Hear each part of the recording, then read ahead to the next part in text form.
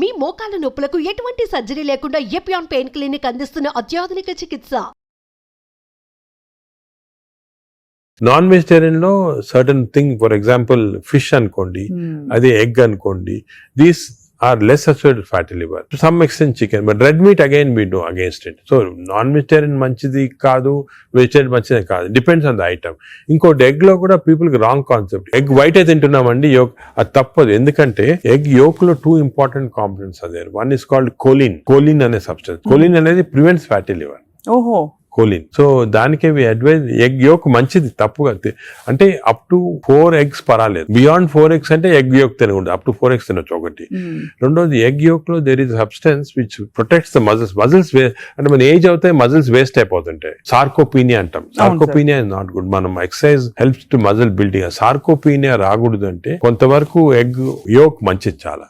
So నేను advise, ఇంకో important advise people కి ఏమంటే కైండ్లీ ఓన్లీ ఎగ్ వైట్ అని కాదు, ఎగ్ యోక్ కూడా కనీసం if you're eating 2 eggs, 1 egg with egg yolk తినండి, 1 egg వితౌట్ ఎగ్ యోక్ తినండి. చాలా ఇంపార్టెంట్. ఒక యావరేజ్ 70 కిలోల వ్యక్తి రోజుకి 70 గ్రాముల ప్రోటీన్ తినాలి. కరెక్ట్. అంటే మనకి దాదాపు ఒక డజన్ ఎగ్స్ పర్ డే. అంటే ప్యూర్ గా ఎగ్స్ మాత్రం. అంటే ఎగ్ తోటి యు గెట్ 10 grams అనుకోండి ఒక ఎగ్ తోటి ప్రోటీన్. సో 2 eggs తింటే 20 grams. 20 grams ఎగ్ ప్రోటీన్ ఇది ఓకే. అదే విధంగా దాల్, లెంటిల్స్, స్ప్రౌట్స్, ఇవన్నీ కూడా బీన్స్, ఇవన్నీ కూడా ప్రోటీన్స్ వస్తాయి వెజిటేరియన్. నాన్ వెజిటేరియన్ లో యావరేజ్ ఒక ఫిష్ అనుకోండి, ఒక పీస్ ఆఫ్ ఫిష్ గానీ ఒక చికెన్ అనుకోండి, దాంట్లో నుంచి వస్తాయి అన్నమాట. యోగర్ట్ కూడా చాలా మంచిది. పాలు మంచిది కాదు, యోగర్ట్ మంచిది. యోగర్ట్ ఆల్సో కంటైన్స్, ఇప్పుడు హై ప్రోటీన్ యోగర్ట్స్ కూడా ఉన్నాయన్నమాట, ఎక్కువ ప్రోటీన్. గ్రీక్ యోగర్ట్ లాగా. The only thing is my advice, processed food మంచిది కాదు. అన్ని దాదాపు అంతే కదా సార్. ఇప్పుడు దొరికేవన్నీ ప్రాసెస్డ్ కాదు. అంటే దొరికేదంటే మీరు ప్రాసెస్ ఫుడ్ అంటే ఆల్రెడీ పార్ట్లీ కుక్డ్ కానీ, లేదా మీరు బయట నుంచి ఆర్డర్ చేస్తారు స్విగ్గీ అవి కానీ, అటువంటి ప్రాసెస్డ్. బట్ మీరు సూపర్ మార్కెట్ కి వెళ్తే you can buy regular food కదా. Process food. ఇప్పుడు పన్నీర్ లో కూడా కల్తీ ఉందని చెప్పి ఈ మధ్య స్టడీస్ బయటపడ్డాయి. అంటే paneer is not actually paneer, దానిలో ఏదో కలుపుతున్నారు. అంటే actually anything that is process, మనం హోమ్ మేడ్ ఆర్గానిక్ ఫుడ్ చాలా మంచిది. We're going away from that. తప్పది. సపోజ్ మనం మార్కెట్ కి వెళ్ళి వెజిటబుల్స్ కొన్నాం, ఇది కొన్నాం, ఎగ్స్ ఇంట్లో చేసుకోవచ్చు కదా.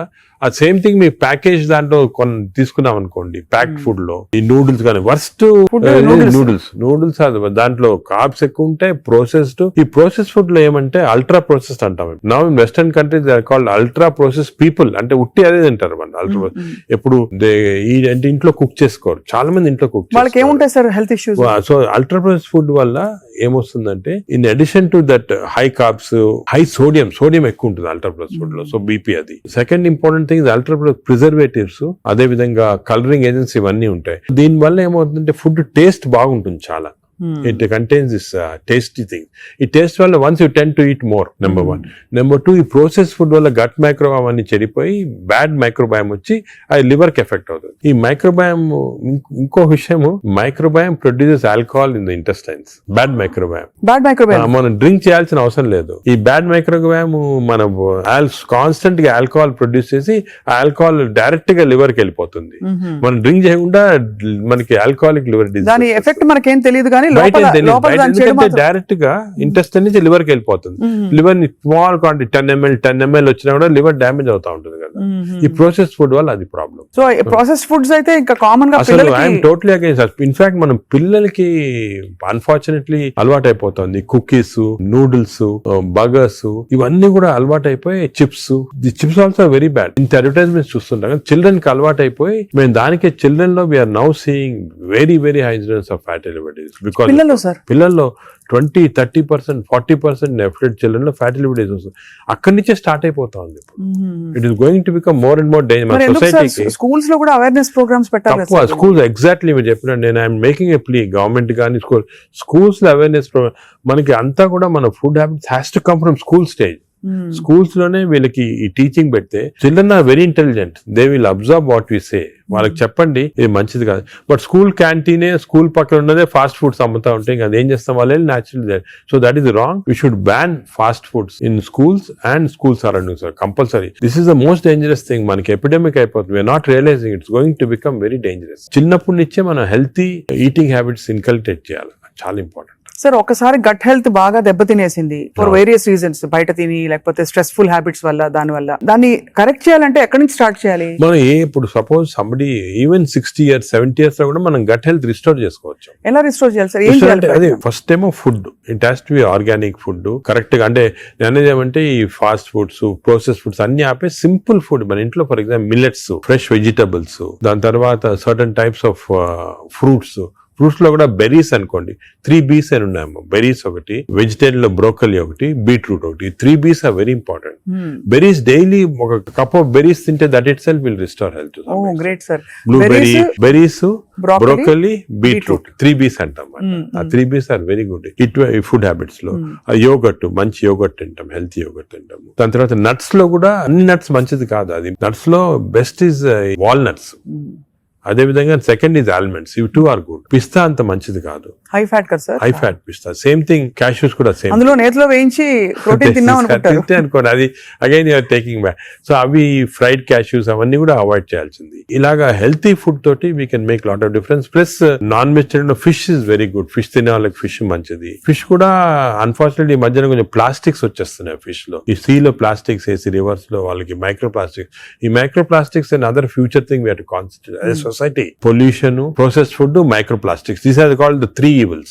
ఈ 3 evils వల్ల మనం అన్ఫార్చునేట్లీ ఎంత హెల్త్ మెయింటైన్ చేయాలంటే కూడా మన society is not giving us the opportunity. అంటే బయటకు వెళ్తే సార్, ఇవాళ హైదరాబాద్ లో ఎన్ని రెస్టారెంట్స్ ఉన్నాయి సార్, ఇంకా అపిటైట్ ఉంది.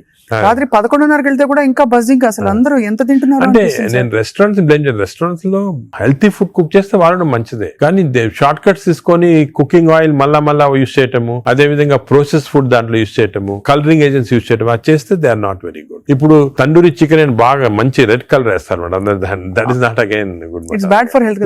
అంటే red colouring agents, preserving agents are not good. ఇదొక aspect. Second aspect gut health again not realised is physical activity. చాలా ఇంపార్టెంట్. మీరు అనొచ్చు ఫిజికల్ యాక్టివిటీ గట్ కి సంబంధం ఉంది. The gut is constantly reacting, liver is constantly reacting to physical activity. మనకి daily standard 150 hours per week. 150 hours per week physical activity liver కి మంచిది. It has shown repeated గా 150 hours per week చేస్తే liver fat slow కరిగిపోతుంది. 150 hours sir? 150 hours a week అంటే 7 days లో 150 hours అంటే రోజుకు సుమారు 20 minutes per day. Okay, 150 అంటే 1.5 hours per 1.5 hours, 30 minutes per day for 5 days. Okay, 30 into 5. 30 into 5. 150 minutes అయితే. 150 minutes per week కి సరిపోతుంది. అండ్ డైలీ చేయకపోవచ్చు, కొంతమంది వీక్ లో 2 సార్లు 3 సార్లు అలా చేయగలుగుతారు. టోటల్ క్వాంటిటీ ఇంత ఉండాలి 150 hours. ఇది మోడరేట్ ఎక్సర్సైజ్. అగైన్ చాలా మంది మేము ఎక్సర్సైజ్ అంటాం, ఇంట్లో తిరుగుతుంటాం, రోజంతా ఇంట్లో తిరుగుతుంటాం, ఇక్కడక్కడ పనులు చేసుకుంటా ఉంటాం, లేకపోతే మా ఆఫీస్ లో. అది కూడా that is not correct. Exercise అంటే మనం కరెక్ట్ గా ½ an hour you have to do moderate exercise. Moderate అంటే ఏమి? వాకింగ్ కానీ రన్నింగ్, ఏదన్నా మోడరేట్ అంటే మనం ఎక్సర్సైజ్ చేసినప్పుడు మాట్లాడుతుంటే మాట్లాడగలుగుతాం కానీ వీ కెనాట్ సింగ్. అవును, పాట పాడలేము, మాట్లాడగలుగుతాం. That is moderate exercise.